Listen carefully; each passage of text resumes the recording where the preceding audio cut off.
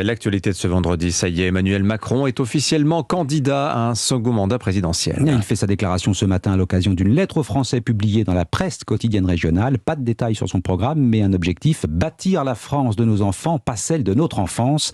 La Macronie peut donc se mettre officiellement en marche. On peut commencer à coller les affiches partout et à Toulouse, les jeunes avec Macron n'attendaient que ça. Reportage Benjamin Péter. Ça commence, la campagne commence, on va dire. Et il était temps pour Mathilde, alors ce n'est pas encore l'affiche officielle, qu'elle colle. Celle-ci montre le visage d'Emmanuel Macron et vante la baisse de la taxe d'habitation. Ouais, elle a commencé à coller là.